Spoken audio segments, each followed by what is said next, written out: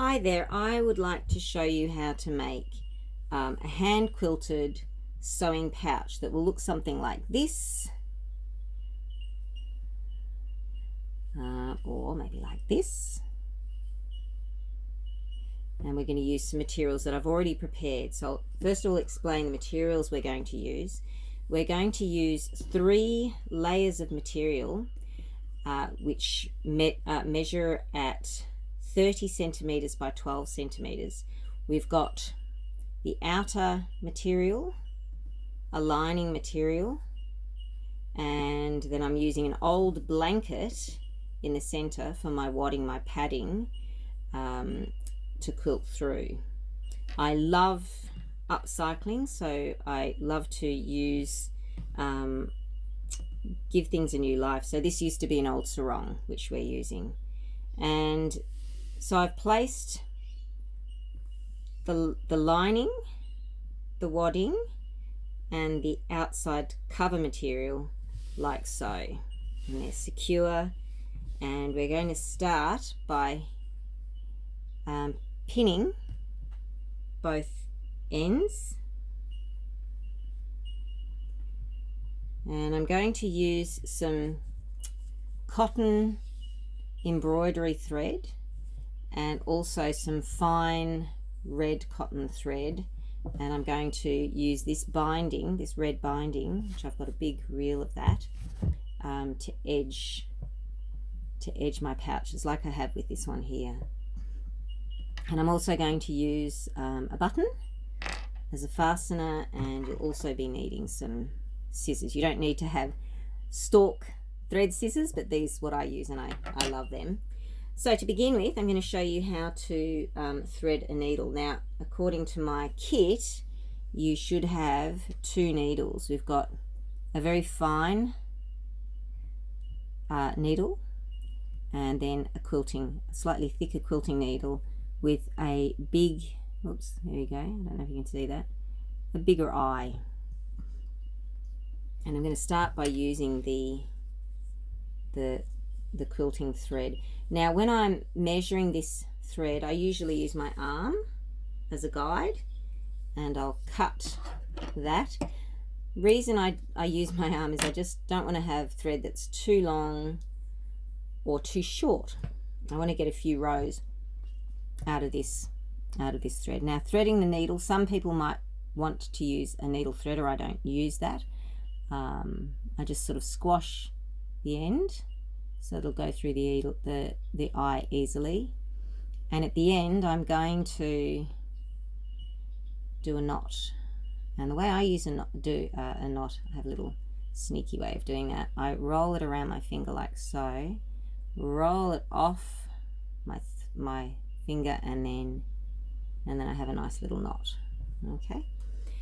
Now with my quilting, I'm going to start in the middle and work my way outwards. That will prevent me from getting any warping. I'll just fold it in half, make sure I start in the center. That looks like that's the center. And I'm going to start on one side and work towards the other side. Now, if you haven't done any quilting before, it's good to practice beforehand on just a scrap of material. And I use the warp and weft of the material to keep it aligned.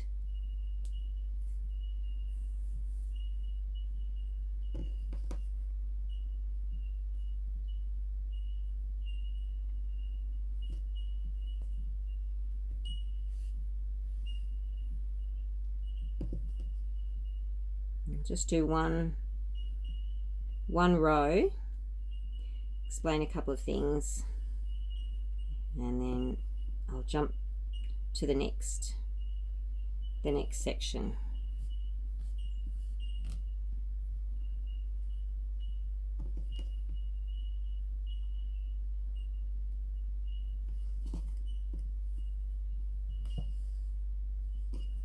Okay, so that's my first line. It's a little bit uneven, and generally I try to have the stitches about 5 millimeters and the gaps in between about 5 millimeters, and then each row will be maybe about 7 millimeters from each other.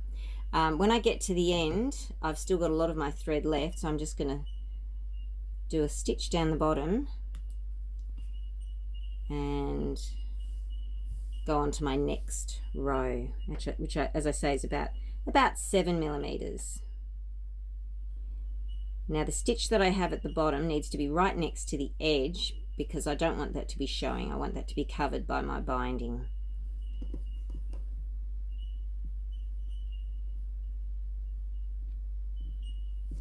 Okay, I'll just do one more row and probably skip on to the next section.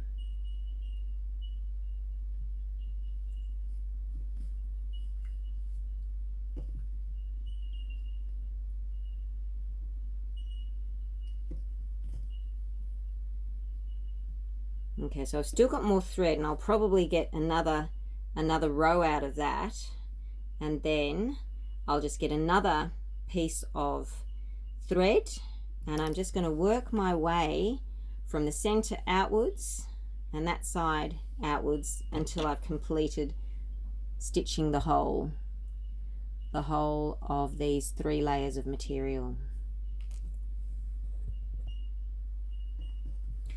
So when I get near the end of my thread, that's not enough thread to do another row. So what I'll do, rather than do more knots, I'm actually going to do a couple of back stitches, and that should stop my thread from coming undone. So I just go back right in the margins of my material so it's not going to be seen. 1,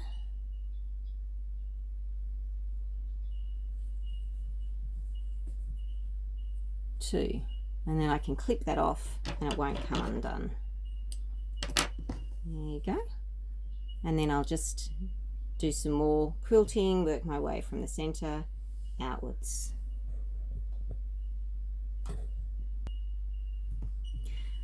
So I've completed my quilting. Now I'm going to start putting my binding on the edges of my pouch. I'm using a contrasting binding. Now it's not bias binding, so it doesn't have raw edges, which is great because all I need to do is I can sew on this side, fold it over and sew the other side. I'm going to use a different stitch. This is running stitch that I've been doing with quilting, which the thread just goes up, down, up, down, up, down, but I'm doing a slightly different stitch called whip stitch to sew my binding, and I want to use that because it will hide the stitches. I just want an invisible stitch as much as possible, or you know, you could be using a sewing machine as well, but I like teaching people how to hand stitch. So I'm using a fine thread and a fine needle, and I'm going to use double thread. So again, I'm using my little arm measurement, and oops,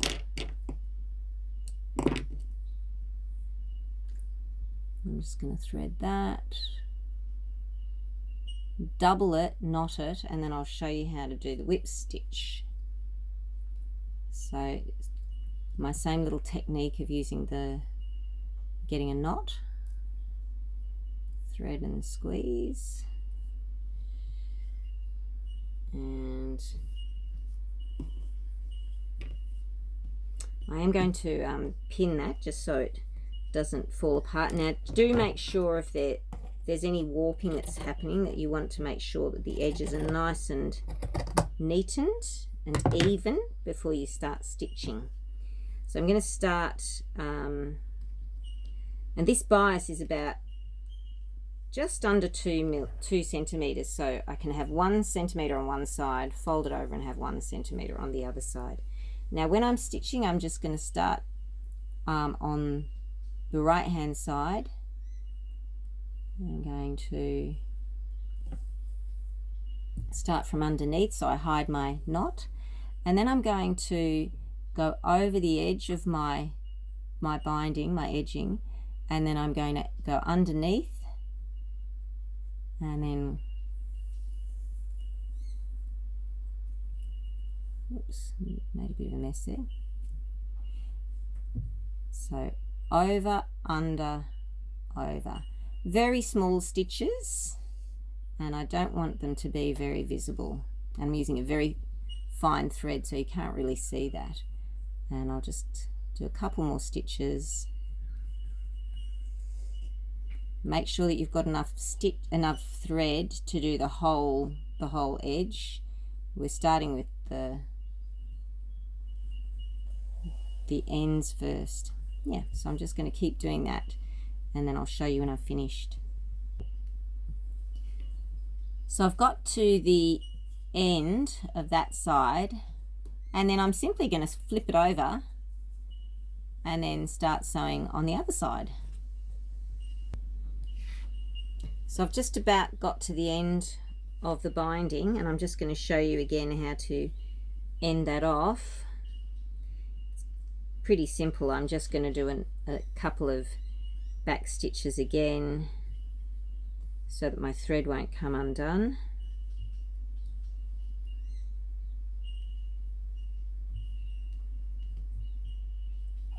So I'll just do a back stitch into the binding. Now this isn't going to be visible because it's going to be on the inside of my pouch anyway. So 1, 2, in fact I'll do 3 back stitches just so my thread doesn't come undone. And clip that off.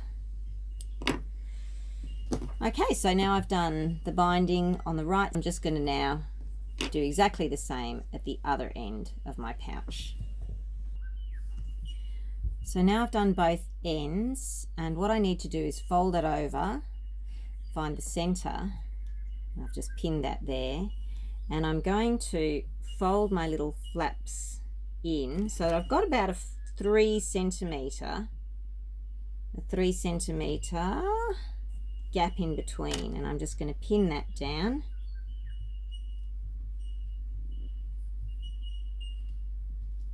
Like so.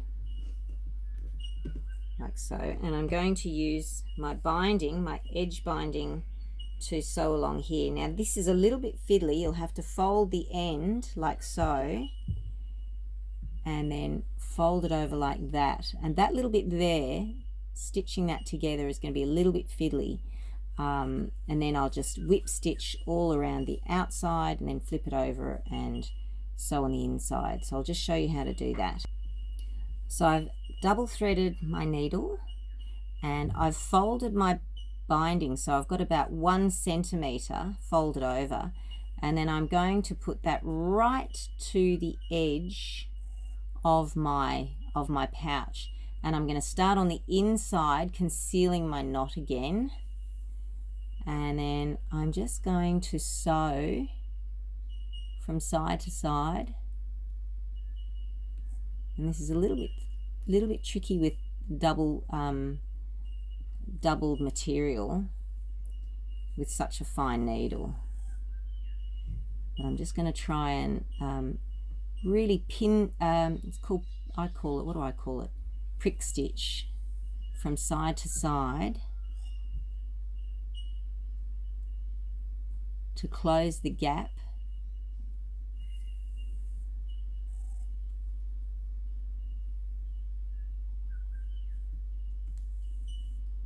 And then I'm going to sew from the bottom up. You probably can't see that too well. And then I'm going to go back to the top and then start whip stitching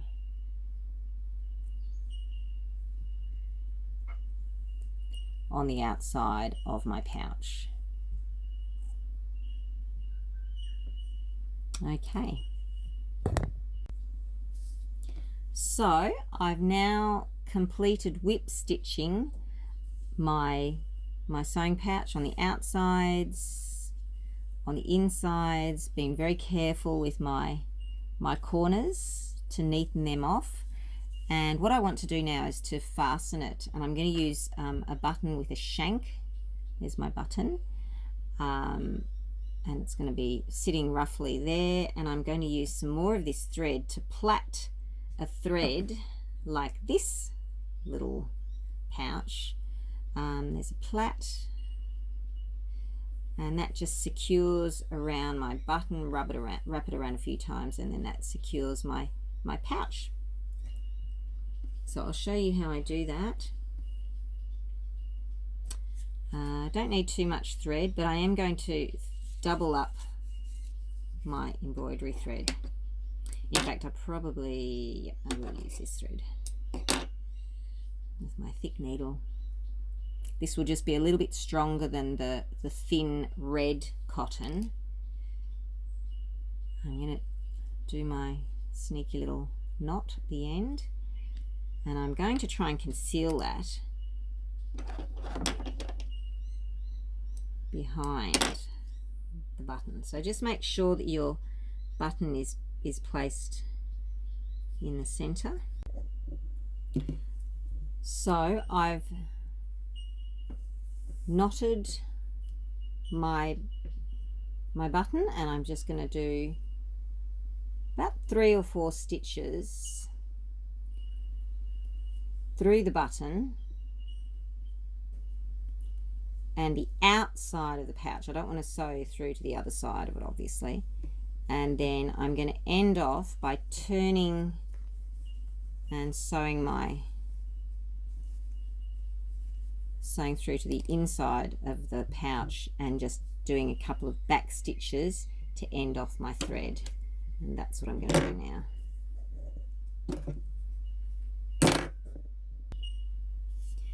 So now I've secured my button. I've got just a few stitches. It's been ended off on the inside of my pouch, and what I want to do now is to do my little tie. So I've got 3 lengths of the embroidery thread, and I'm going to place that here and plait it down, and then that's going to wrap around my button.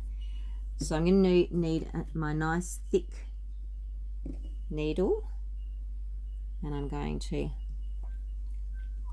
thread all these 3. That's about, let's say, 60 centimeters, because I want that to be just under 30 centimeters. So I've got plenty of thread to plait. Now I want my ends to be very even, so I can thread them through my needle like so. Okay, I'm just getting the same length, and I'm going to now match it up to where my button is, and I'm going to sew through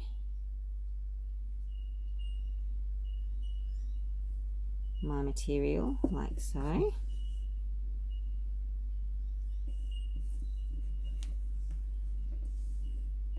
Okay, and it's important to have 3 lengths, which then becomes 6 lengths, and I can plait them. Okay, so now, I've threaded my 3 bits of embroidery thread, and now those 3 become 6, and I can plait them. So I'm just doing 2 strands on the left, 2 strands in the middle, and 2 strands on the right hand side, and I'm just going to plait them. You don't need to do this, you could do something else. You could just have a thicker piece of cord or thread or a bit of ribbon, doesn't matter, but I like to have it sort of matching my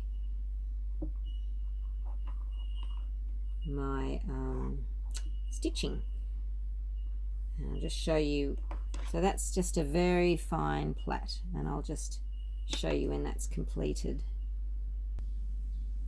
For those of you who don't know how to plait, I'm simply holding these threads with my fingers, and I'm going to go right over the center, left over the center, right over the center, left over the center thread, right over the center thread, left over the center thread, and that's how we plait.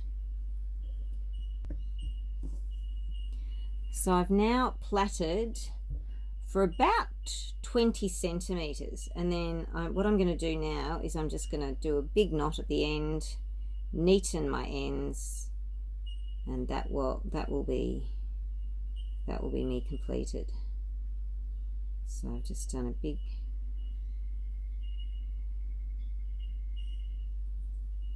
double knot, and then I'm just going to clip that off like so, and I've completed my sewing pouch. And I can wrap my thread around my button a few times, and that's completed. And you can put all of your sewing things into your pouch. I have needles, pins, a bit of thread, and here's one of my other little sewing pouches, and my beautiful little thread scissors. I use very good needles. It's very easy to lose needles. That's why we need a home for all of our creative tools. Now, if you would like to get one of these tools, you can email me on victoriabasdio66@gmail.com, and I can send a kit to you. Thank you.